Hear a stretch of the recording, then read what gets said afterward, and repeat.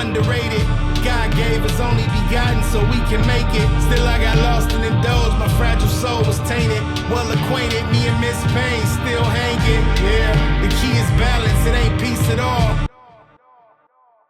Experience relativity. Experience relativity. Experience relativity. The key is balance, it ain't peace at all. And the full quote goes, as above, so below, let the pieces fall. Welcome to another episode of the Experience Relativity podcast, and thank you for exploring the space between us. We are wrapping the theme for this month, Get Wilder, What I Learned Doing Endurance Running. Again, like to shout out Peloton for providing the training program and Saucony for providing the shoe that got me across the finish line. We are exploring the theme Get Wilder from two perspectives, from the enthusiast and the indifferent.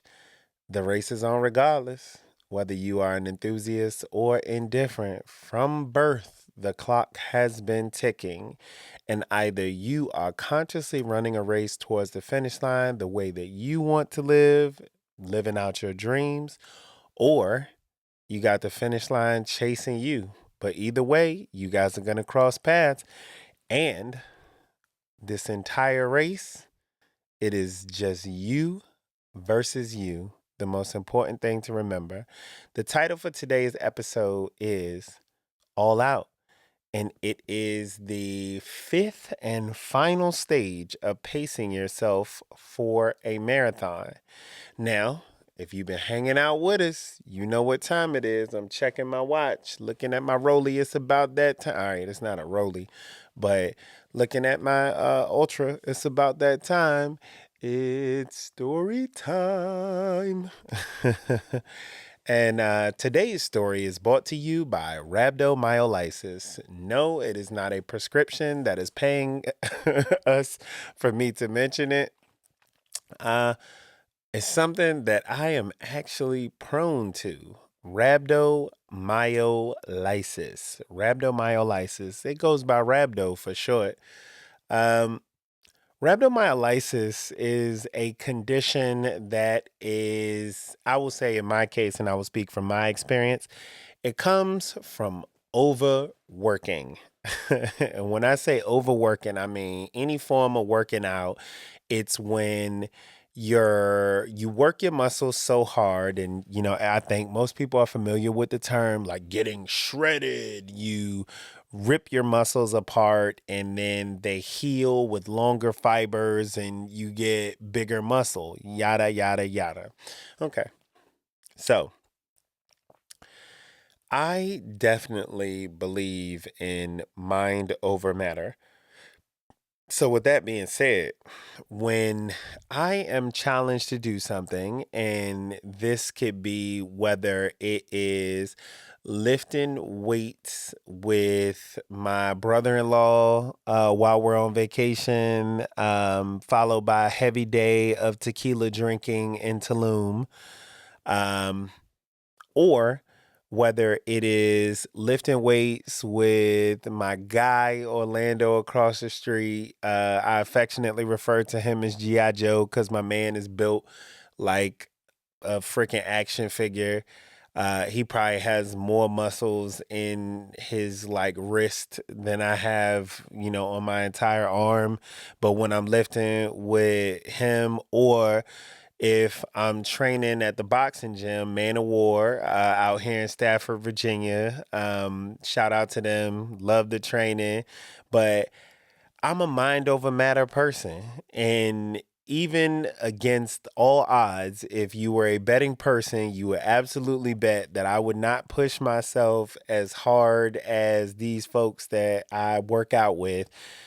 Mind over matter says, yes, I will. And I push my frame and muscles and polo body to the furthest of extents, because I just believe if my mind says I can do it, then my body's going to follow. But I'm going to keep it real with you. Rhabdo will teach you very quick that though you may believe in mind over matter, matter matters. and you need to take it into consideration, your physical form. I mean, the first time I ever had rhabdo, I was hospitalized for, I believe, 4 or 5 days. I had to take an emergency flight home from Tulum, Mexico. Um, it was an interesting experience, to say the least. The next time I had rhabdo was actually after a boxing workout. And again, it's not any of the people that I train with. It's just the fact that I apparently do not know my limits. And like I said, I like to blame that on mind over matter, because matter matters. And as Punch so affectionately quoted in our quote for today, the key is balance.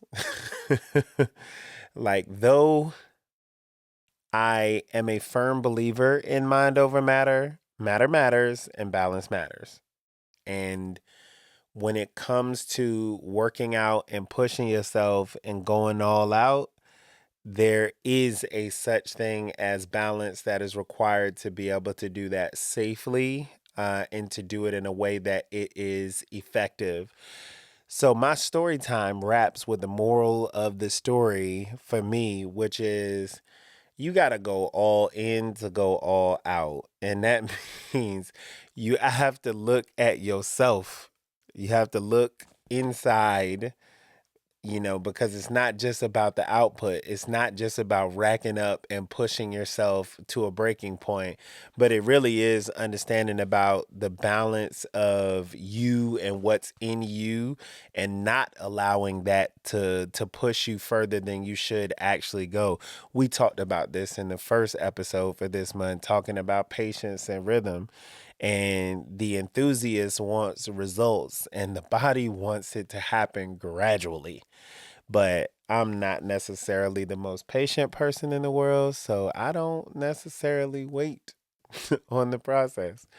So, with that being said, we'll jump into slant one, which is affectionately brought to you by The Indifferent. Have you ever watched someone work out with like a trainer or a coach of some sort, and they're probably on their last set of doing something? Let's say it's sprints. So you're on your last set of sprints and you hear the coach yell out, "Give it everything you got." And if you are watching them, there is no apparent difference in what happens with the person after that coach yells that out, but they finish. There was no difference on the outside, nothing visible. They were giving their all, but the difference that was happening or being made was all happening on the inside. Now, when we talk about the indifferent, we talk a lot about what is done simply because you're doing what you got to do. That's often the approach to the person who is indifferent towards what they're doing. So it's all just about getting it done, like I talked about in my last episode. But there is still something that's happening even when you are giving it everything you got on that last rep and it doesn't look like anything is happening. What is in fact happening on the inside is the building of motivation and the building of will. And whatever your motivation may be, you find your motivation. Like for me, in running the marathon and training, my motivation oftentimes came down to my kids. It came down to the example that I wanted to set for myself. It came down to things that I wanted to prove. I believed that I could do it, so I wasn't going to allow anything to get in the way of that. Even if I was just doing what I had to do because I committed to doing it. You also, in those moments of getting across the finish line, of a drill where you're asked to give it everything that you got on that last rep, you are building a will. Because believe it or not, quitting is always an option for everyone. Some people don't have that in their repertoire. Some people are always going to finish. They're never going to quit. But some people do. And just getting across that finish line internally is a small win that builds a habit of winning. It builds a habit of finishing. It builds a habit of finding your motivation in moments, finding your will to continue and finish in moments. So there's a lot happening, despite the fact that those sprint reps get slower and slower and slower each time. If you were standing outside of a human being watching them do it, when they're called to give their all and nothing changes, that speed just stays the same. Finishing sometimes is giving it your all, and building the motivation and will happens though you see nothing happening on the outside. If you make that a habit to finish, if you make it a habit to be able to complete something, given everything that you have, before you know it, that everything you have will be your norm, and you will have leveled up to everything you have being whatever that next step is. But I think all of that stuff happens on the inside.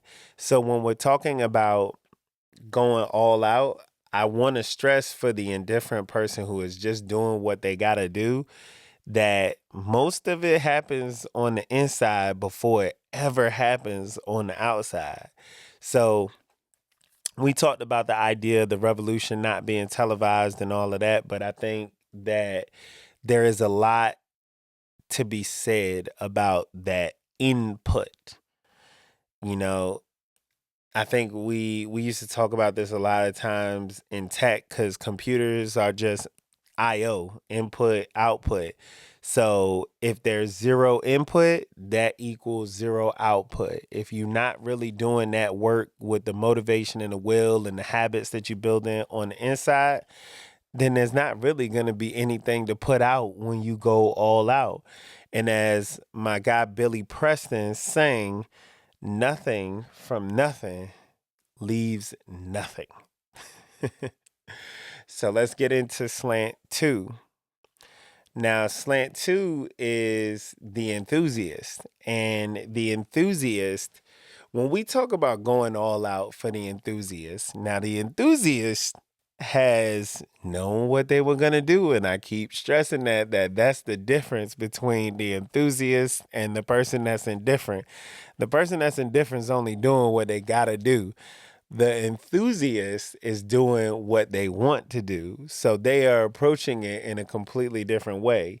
So imagine you are about to go do something and you are doing the prep work to go do it.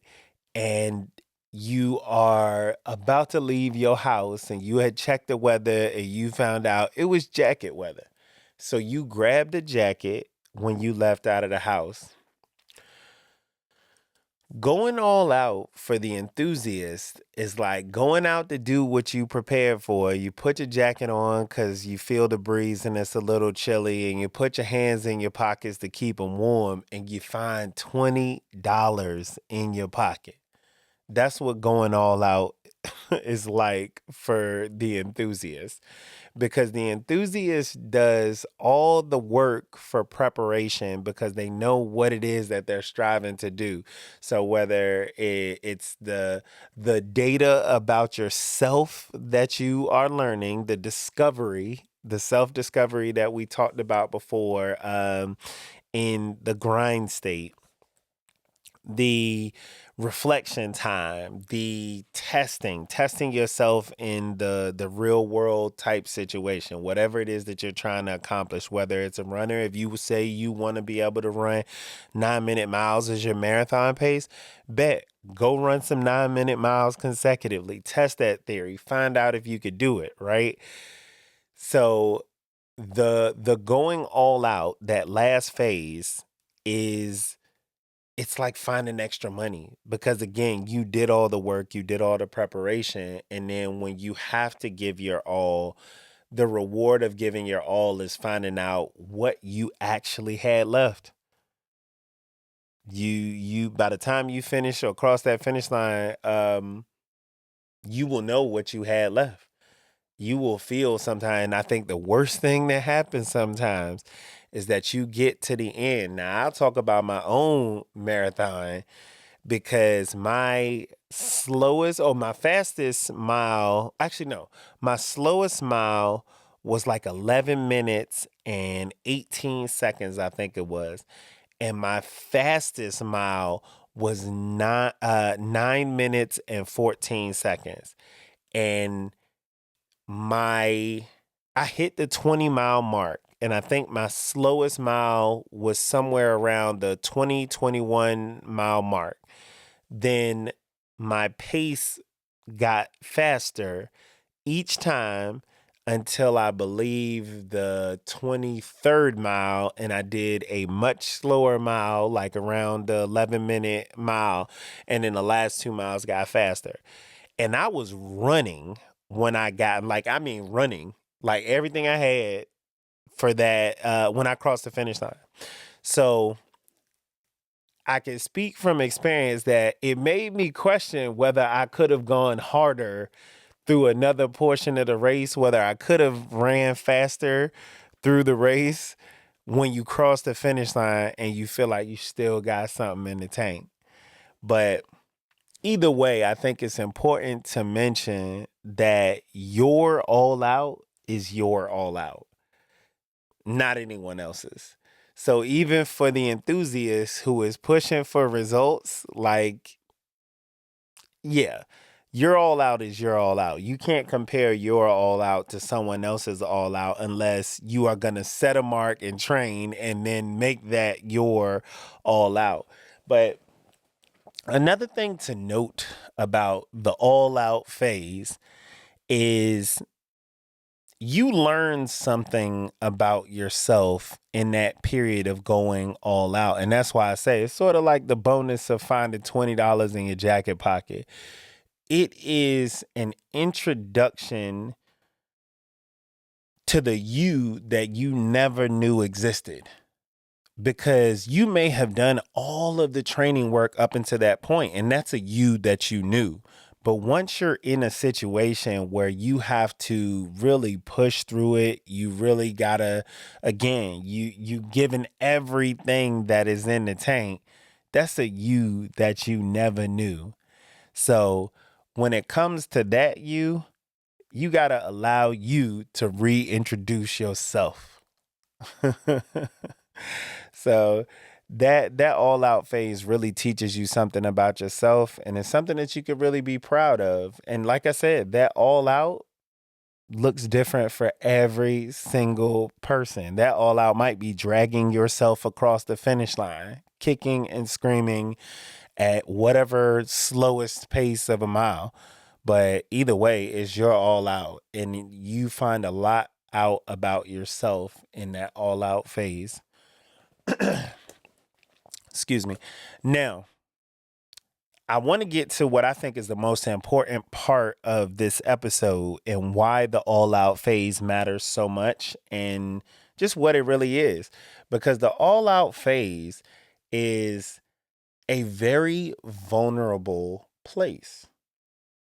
Like, there's no other way to put that, because whether it's what you have to do or whether it's what you want to do, at this point in time, it's about what if I do or what if I don't?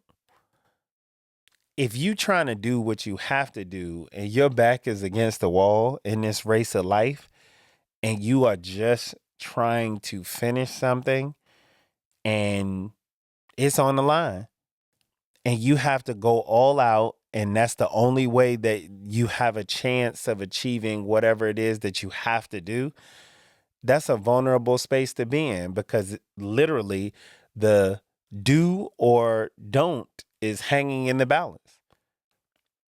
That's it. It's hanging in the balance. And if it's what you want to do, I mean, it's the same thing. The do or don't is hanging in the balance. Some people train, like there are people who train for a marathon. Matter of fact, I ran the marathon and finished, and the fastest person that completed the marathon, the fastest man that completed the marathon, completed that marathon in 2 hours and I want to say like maybe 32 minutes, something like that. 2 hours and 32 minutes faster than I did. That's crazy to me. But of course, that person trained at that pace. They worked at that pace. That pace was their norm. That was normal for them. So when they came to this point, they knew what time they were trying to run it in. But in a moment, and like I think Tony Dungy says, it's why we play the game. We play we play to win the game. Like this person came to run as fast as they possibly could. And in their all out phase, it was make or break it. Either they were going to do it or they weren't going to do it. And regardless of how hard you train, sometimes you don't do it. Sometimes it doesn't happen. Sometimes whether it is what you have to do or what you want to do, you don't do it. And it's very vulnerable to even put yourself out there. Like I mentioned in one of the previous episodes for the theme, the hardest part is getting over the fear of doing it. The doing is not the hardest, but once you start doing, it is nothing but doing. You follow a plan, you follow a process, but to get over that fear, that's the challenge. And it's that what if I do and what if I don't, but it's also in front of who? Because when you are putting yourself out there to go all out, remember I was talking about just watching someone train. And then someone says, give it your all. And you don't see nothing more on the outside, but there's so much going on the inside. Everybody's watching you. And if not everybody, somebody's watching you do your thing. So it's like, what if I do, what if I don't, and who's watching? And that's why I say to the next point, you will get from going all out, you will get what I refer to as the butt naked truth. It's going to strip you down. And that's some real stuff. It's going to strip you down to what matters and what doesn't matter. When you are going all out, listen, running, one of the funniest things about running to me is I used to watch other people run and I would be like, why on earth does anybody run? I don't see many people running that don't look miserable. I mean, I don't think they know how terrible they look while they're running. I used to say that all the time. Now imagine you are the runner in that scenario and you are going for like a personal record run. You knocking out a 5K and you're trying to do that run in as fast a time as you've ever run it. You're in the last kilometer of that 5K. I don't think you give a you know what about what you look like. I don't think you give a you know what about who's watching you. I don't think you care if you look stupid. I don't think you care about anything else other than achieving what it is that you set out to do. So you are going to receive, stripped of all of that quote unquote like dignity, you are going to receive the truth, the butt naked truth, which is you did or you didn't. That's it. But at the end of the day, when you going all out, I don't think there's anything worse than crossing the finish line with more to give. That you could have done better. You could have done, you could have did it faster. You could have did it better. But when you go all out, you got to be vulnerable enough to give it everything you got. Good, bad, ugly, indifferent, enthusiast, anything. You have got to be willing to give it your all. When I crossed the finish line for my marathon, I legitimately, I ran. And I could not believe that I was running at that point in time. I didn't even think my body could do it. I don't think I was capable. 4 hours and 35 minutes. And I did not believe 26 miles in, I had no idea that I would still be able to put up a mediocre sprint. I would give it mediocre at best, but it was still a sprint. And I'm not going to take that away from myself. But at that point in time, I gave it everything I had. And I had gone through this process of transforming from someone who is indifferent to the marathon. Just like at some point in time in my life, I was indifferent to the race. And I chose violence when it came to the idea of me even having to race and fighting over that piece of life or that part of life. But either way, we're here now. We're here now, and I have finished the marathon. And I finished the marathon in 4 hours, 35 minutes, and 19 seconds. And it was one of the hardest things I remember doing. Because keep in mind, I've been born. And I definitely now acknowledge that to be one of the hardest things that any of us human beings will ever do. So shout out to all the mothers that give birth, because I'm sure that's one of the hardest things that they ever have to do as well. But as always, I'd like to finish this episode with a huge thank you. Thank you to every single person that listens, that watches, that shares any episodes or any of the content. If you sign up for a mail list, anything, we appreciate all that you do for us, because we do this to spark the curiosity about the experiences of others. And we also do this to support the exploration of what I believe is the wildest territory on the planet Earth, which is the space between us. Man, we went through all 5 phases of pacing yourself for a marathon. We had patience with ourselves, and we did not quit. We had patience with ourselves, and we trusted a process and didn't try to get results before we needed or before we deserved those results. We got into a rhythm. We danced. We gave ourselves grace, and we built habits, and we got into that rhythm. We focused. We fought distractions, and we chose not to engage distractions. We grinded. We grinded. We did what we had to do, and it was all about practicality. But we also got into the extravagance of the grind and the beauty of the grind, because the grind itself isn't that pretty.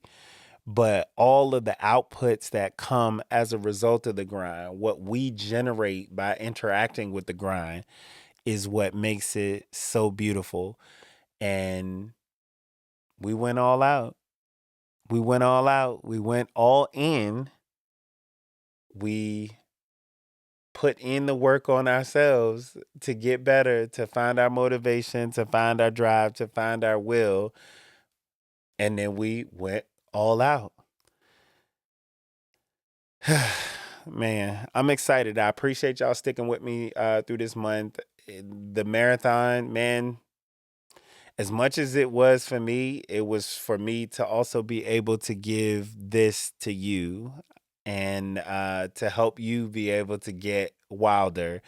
Stay tuned. Next month, we are tipping our hat to an old saying that I love, and it is April showers bring May flowers. So, what we are talking about in those showers for April is that on your worst day, you are still the best you. So, stay tuned for the April episodes where we will explore this theme.